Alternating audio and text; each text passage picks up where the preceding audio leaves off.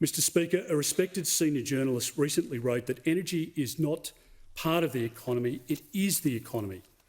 And the government's renewables-only policy continues to drive up power prices. Electricity and gas prices have gone up 18% and 25% respectively under this government. You can see this rise in your household power bills. But the energy bills of farmers, of businesses and manufacturers have also skyrocketed. And that means the cost to make anything from food to furniture has also gone up. And that's why you're paying more at the supermarket and at the shops. If energy is not affordable or reliable, more manufacturers will simply shut up shop, they'll move offshore, we lose the jobs and the economic productivity, and we'll just re-import the products at a higher price. That's Labor's formula at the moment. And that's why there's been a threefold increase in the number of manufacturers who have closed their doors over the last 2 years.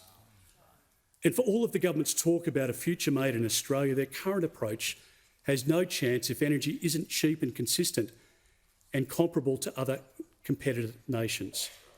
Renewables have a role to play in our energy system, of course they do, but we can't rely on weather-dependent energy alone. We need power 24/7, especially for our hospitals, for our factories and freezers that need to operate around the clock.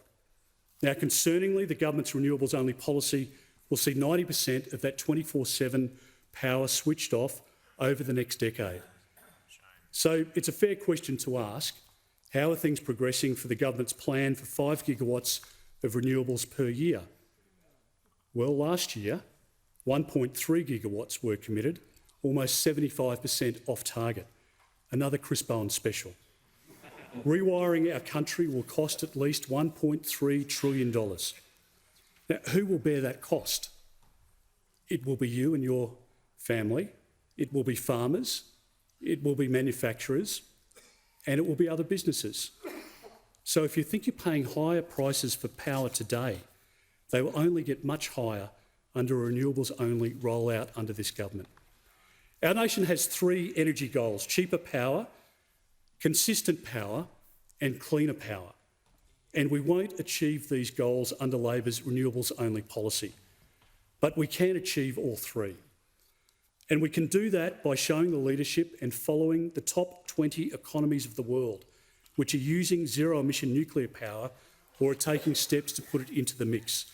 Australia is the only one of the top 20 economies in the world not to do so. And by ramping up domestic gas production for affordable and reliable energy in the more immediate term, we can help keep the lights on and push power prices down. After 2 years of interventions into the gas market, skyrocketing prices and repeated warnings of shortfalls, Labor's new gas strategy is just words on paper. There's little chance of Labor bringing new gas supply into the system because it's ideologically opposed to gas and it's more worried about winning votes from the Greens in inner-city seats than it is worried about people living in suburbs or in regional towns around the country. Unlike Labor, a coalition government will speed up approvals, unlock gas in key basins like the Beetaloo, defund the Environmental Defender's Office, which is halting vital projects through lawfare, ensure gas is delivered to where it's needed by reinstating the National Gas Infrastructure Plan, and commit to an annual release of offshore acreage for exploration and development in the Northern Territory and Western Australia. On nuclear power, some 50 countries are exploring or investing into zero-emission, next-generation technologies for the very first time. We hold the largest deposits of uranium on the planet. You have to ask yourself the question, does the Prime Minister and Minister Chris Bowen have it right? Or is the rest of the developed world just doesn't know what they're talking about? I mean, ask yourself that question. Would you side with Anthony Albanese and Chris Bowen or the rest of the developed world? It's a fair question, and I think most Australians know the answer to it. The government have ordered nuclear-powered submarines, so it raises a reasonable question: why is the technology safe for our submariners but unsafe for our citizens? Because of nuclear power, residents in Ontario, Canada, pay up to a quarter of the cost of what some Australians pay for electricity. With nuclear power, we can maximise the highest yield of energy per square metre and minimise our environmental damage.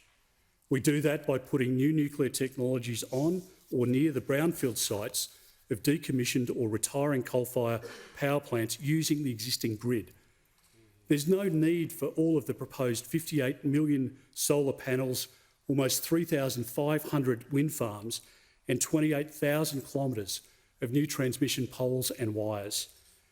Bob Hawke was a strong Labor leader who strongly supported nuclear power, as does John Howard, along with the Australian Workers' Union and many others who have a vision for the future of our country, including some 65% of Australians aged 18 to 34 years of age.